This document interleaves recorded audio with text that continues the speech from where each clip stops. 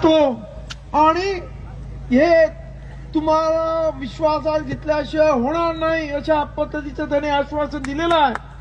त्यामुळे माझं असं म्हणणं आहे की अर्धी लढाई आपण जिंकलेली आहे. आता हा जो एक प्रेशर ग्रुप आपण तयार केलेला आहे, हा प्रेशर ग्रुप असाच आपला टिकवायचा आहे.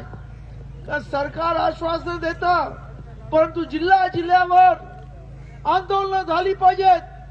ज्या पद्धतीने परभणीला झालं, त्याच पद्धतीने नागपूरला झालं, त्याच पद्धतीने प्रत्येक जिल्ह्यामध्ये आंदोलन झालं पाहिजे.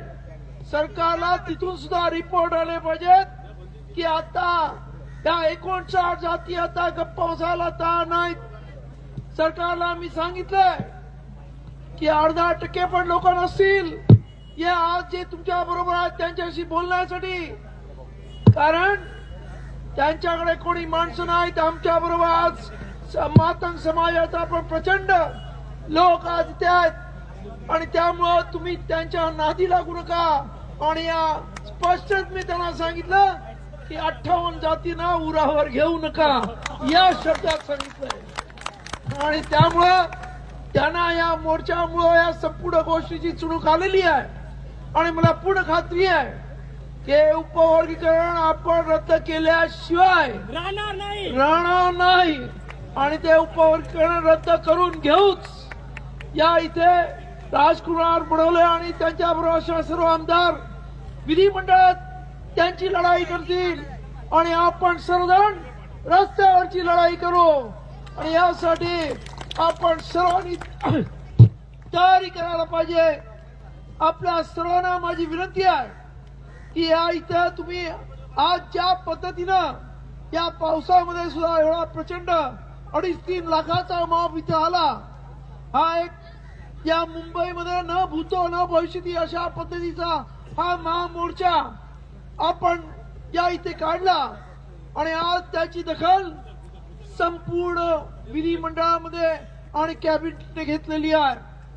आणि मला पूर्ण खात्री आहे की तुम्ही दिलेला हा भीमटोला आज सरकारला अत्यंत योग्य ठिकाणी बसलेला आहे.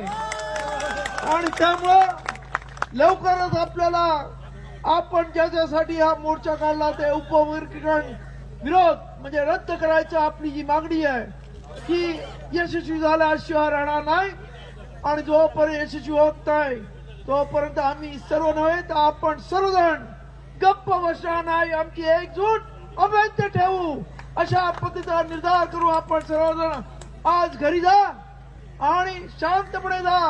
आणि परत एकदा जिल्ह्यामध्ये आज जसं मुंबईमध्ये सर्व जाती 59 जाती एकत्र आल्या, त्याच पद्धतीने तालुक्यावर जिल्ह्यावरती या सर्व जातींना एकत्र घ्या आणि विश्वासाने या उपवर्गीकरणाविरोधात आंदोलन चालू ठेवा.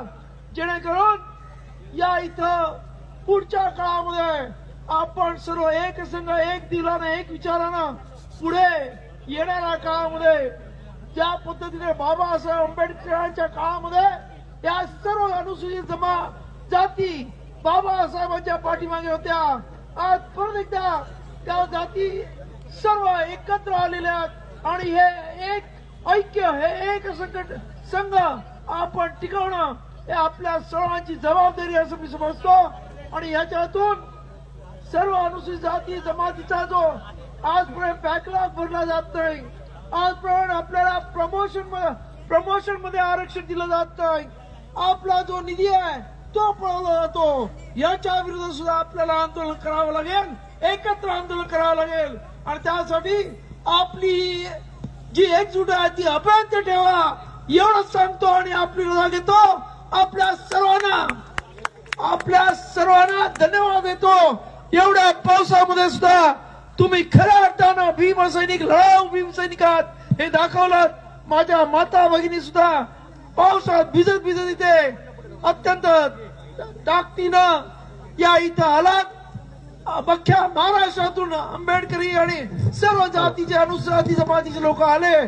त्या सर्वांना, त्यांच्या नेत्यांना, त्यांच्या सर्व कार्यकर्त्यांना मनापासून धन्यवाद देतो आणि आपली रजा घेतो. जय भीम, जय संविधान.